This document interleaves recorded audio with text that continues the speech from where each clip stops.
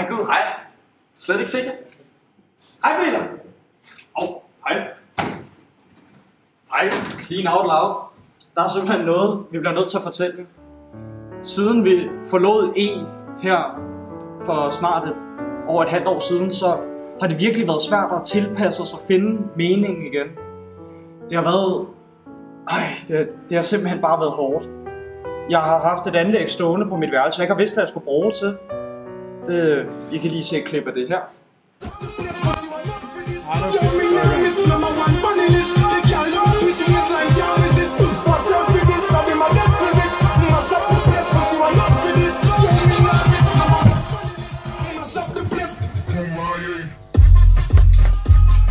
Det har simpelthen bare været svært for alle os her fra Allerød Gymnasiet i vores camp at finde ud af, hvad vi skal gøre her med livet, hvordan hverdagen skal være her igen.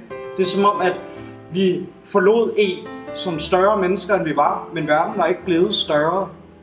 Det var den ikke. Prøv at møde Laurits og Sigrid og Maja her. Det var Laurits. Hvordan har det været, siden du forlod E? Det har været forfærdeligt. Jeg har brug for Roskilde. Jeg har brug for ølbowlinger, dåsemajs og telt at sove i. Jeg har brug for nærværet og de søvnløse nætter. Og 100 øl og bajer. Jeg følger dig. Hvad med dig, Sigrid? Har du... Hvorfor ikke slået telt op? Jamen, vi har simpelthen ikke kunnet sove. Vi har savnet Roskilde så meget. Hele den der følelse af Roskilde, og vi har nødt til at slå telt op, fordi vi simpelthen ikke kunne sove. Det lyder vi ligger hårdt. søvnløse. I har jo skrald her. Ja, skrald jo. Det må vi have gjort noget ved. Vi sorterer lige det her bagefter. Og det skal også ud. Det er noget, vi virkelig har savnet her på Allerød Gymnasiet. Folk samler deres skrald op, ligesom de gjorde i E Clean Out Loud. Kom her, vi har noget, vi skal vise jer. Se, pigerne her, de er totalt fortvivlede. Man kan ikke spille ølbowling, når man ikke er på A. Roskilde, det er jo... Var Astrid, hvordan er det? Jamen, det er forfærdeligt. Altså, vi spiller med en sko, fordi vores bold blev væk på Roskilde. Ja, det er ret trist. Det er simpelthen ikke okay, altså. Det er også to tårer.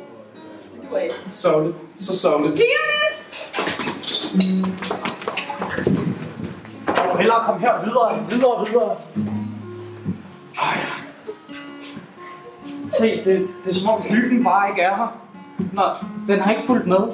Hvad har det været svært at vende sig til hverdagen?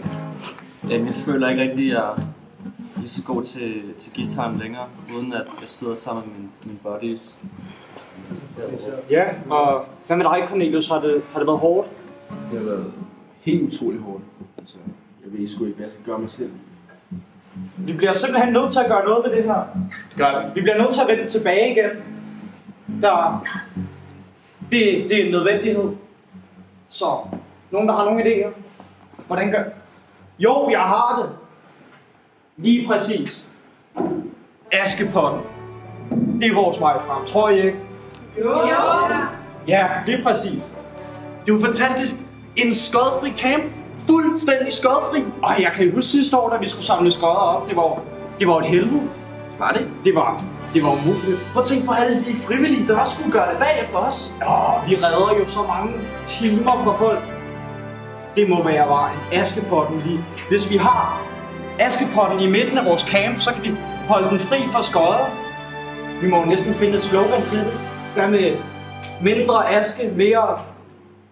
Rock. Rock, ja!